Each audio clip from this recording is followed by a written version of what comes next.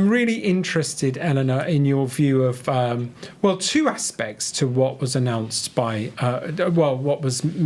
announced this week. One was Meta doing... I'm going to do a full disclosure. Every now and again, we have to talk about our funders.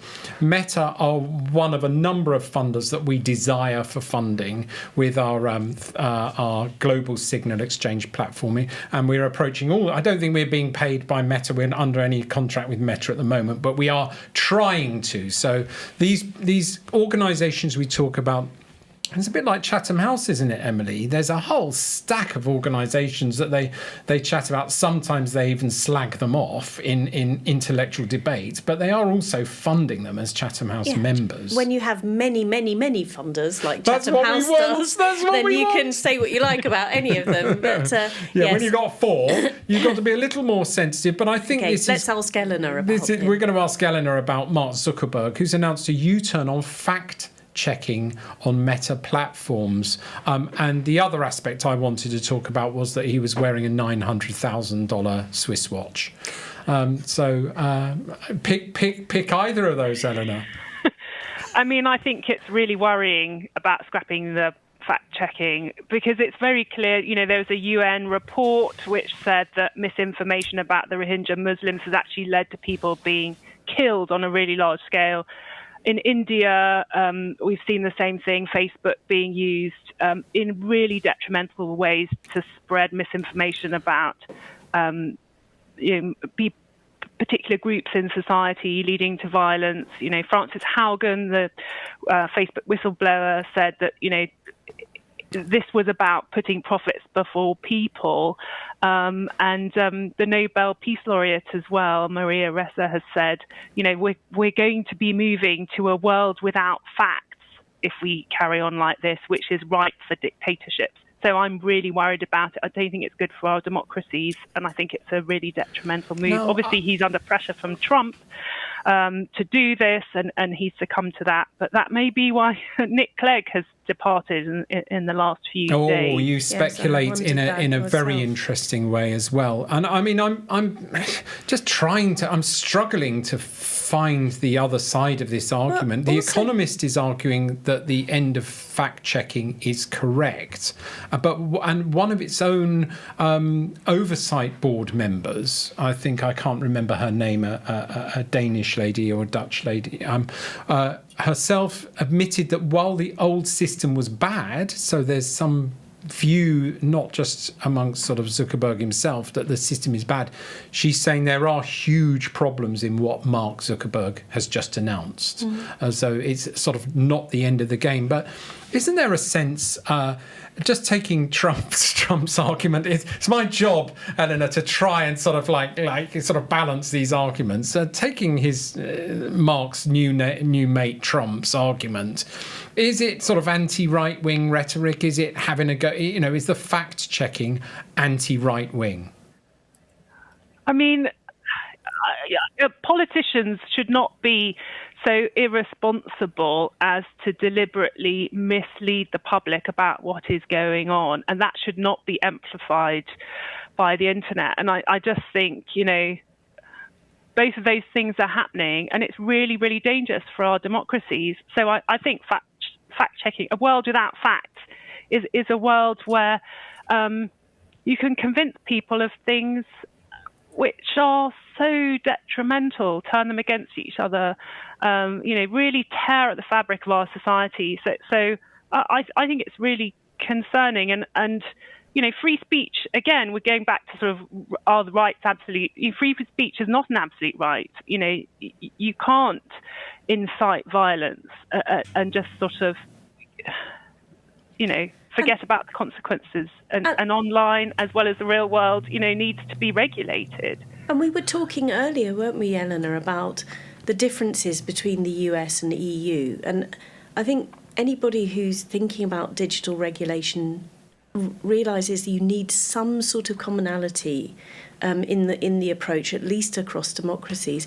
Isn't this move going to place the US on a collision course with EU laws? So those very platforms have legal obligations to do a lot of the things that Trump would scrap, that Elon Musk, his sidekick, has scrapped. So how is this going to play out in the next 4 years, do you think? I think it's going to be really problematic. I mean, I think it's not just this, invasion of Greenland and other, Denmark, I think. Denmark. I mean, just all these crazy things where, Trump seems to want to be a big disruptor. But does he really, or is this all just a sort of the apprentice-style tough negotiating position, and he doesn't really mean any of it? I mean, I think certainly on the free speech, Zuckerberg has been lent on very heavily by him, and I think Trump says whatever he likes, doesn't he? And the fact checkers say a lot of it isn't true. So an environment where he's not pulled up on that, I imagine, is one that he would like to create. Yes. But yes, there will be a huge clash with the EU on this, Kieran, apart from the clash of rhetoric and law, which I can anticipate is just going to roll and roll. I mean, everyone's really wound up by Trump, and it's like they're so easy. He finds it so easy to bully them and wind everyone up. They just get so cross, all the Commission and everybody in Germany and everyone. But you lived in America for 4 years under Donald. I hasten to add you made plans to leave practically as soon as he was elected, but does he actually do anything? No.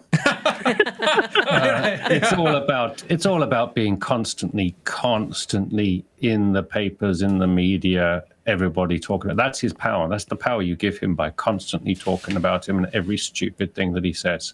And it's worked for him. But on a more interesting note, I literally have some hot off the press polling on this issue. Obviously, a lot of people are looking at it, and I know someone who actually helped me out a little bit during my campaign, who runs a polling company, and he's done some polling on this fact-checking issue. And apparently 79% of people think fact-checking is the most important protection that there is against misinformation. Wow. There's just 62% saying viewing multiple sources and 60% saying critical thinking. So that really is important. We really are in trouble. But the more interesting thing, here's what I love. The BBC. Is that, sorry. But here's what I love is that that the people most worried about it are kids worried about their parents. So actually, kids have got increasingly, fluent in looking at misinformation. Not that they're all completely aware of it, but they're most worried about their parents and misinformation. So there's going to be a little bit of a generational thing, and they're just going to learn the skills of how to identify misinformation. And it's actually the older generation, our generation and up, that are going to be the biggest problem right now. I mean, that's the point I wanted to say, was we don't have to accept this, do we? We don't have to stop checking our own facts. I mean, the Meta platform is not going to check facts itself, but you see the BBC all the time continually fact-checking things. But I think the fact that it's there on the post as you experience it, and you've got that feedback right there as you're experiencing and digesting the information, is such an integral part of, because if you have to, it's like anything, like default settings. As soon as you have to do something positive to go and educate yourself, to go and check something out, 90% of people won't. This is going to roll and roll. Kieran, did you want to finish with a final point on this? Well, so let's try and be optimistic. I mean, God, this has been a depressing episode, hasn't it? Optimistically, I hope that this puts everybody into the arms of journalists, because journalists' job, or at least it used to be, is to actually provide, as far as you can, objective information and news, and have a whole bunch of morals and ethics around feeding misinformation that you just don't do it. So if anything positive can come out of it, is that we start paying journalists for good information, and then all of this nonsense will start fading away, because you can start reaching a baseline of agreement of reality again. We've only got ourselves to blame about the topic, because I did put an Easter egg in there of a $900,000 Swiss watch that Mark Zuckerberg was wearing during, and that's raised as much commentary, in my view, on the BBC. That's because of your watch community that you've got sucked into. I've got a question, Lucian. We're just moving on to slagging off me. I'm really intrigued. how does a watch cost that much? Yes. Why am I getting on my face? It's your glasses. It's your special glasses. But once a watch costs more than, I don't know, $3,000, what on earth are you buying? Yes. I don't understand. This is nearly $1 million Swiss watch. Wow. Eleanor, do you think that gives him more gravitas? Do you think that sort of lends weight to the statement? I think it's horrifying. It just shows the enormous divide between, I think it's 3.3 billion people who are accessing the platforms and the news, and this tiny group of horrifically rich people. And I think that gap is something that is bad for society and for the world, and we need to resolve that.